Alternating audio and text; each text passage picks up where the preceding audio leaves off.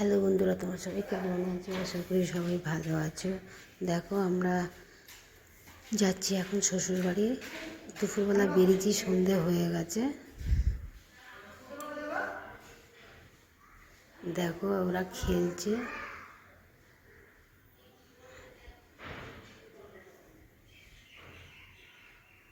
দেখো, এই একটা ঘর।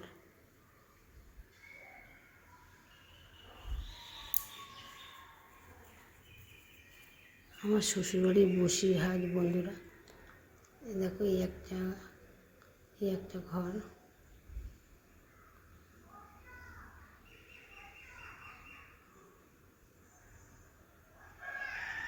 এটা এখানে মা রান্না করে।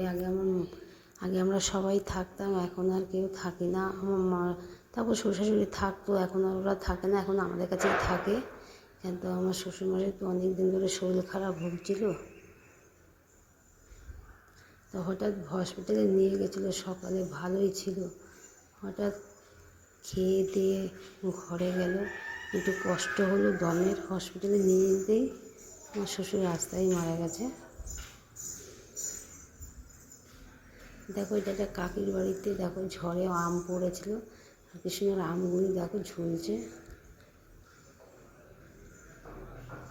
আমাদের বাড়িতে এখানে একটু কাজও ছিল, তা একটু ওই জন্য আমাদের আসতে হলো। তারপরে এই দুপুরবেলায় মালসা করবো, করে তারপরে একটু বাড়ির থেকে কাজও ছিল, দরকারও ছিল, সব নিমন্ত্রণেরও ব্যাপার ছিল।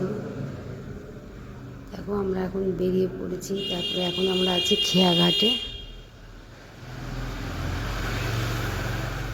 এখান থেকে এই নৌকো ধরবো, ওপারে যাব, ওখানে বাস ধরে তারপর ট্রেন ধরতে হবে, তারপরে ওখান থেকে অটো করে বাড়ি চলে আসতে হবে। অনেক রাস্তা।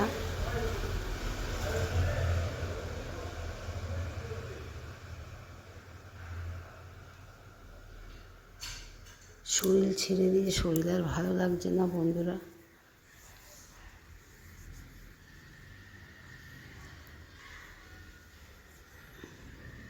তোমরা সবাই ভালো থেকো। যদি কিছু ভুল হয়ে থাকে তাহলে ক্ষমা করে দিও।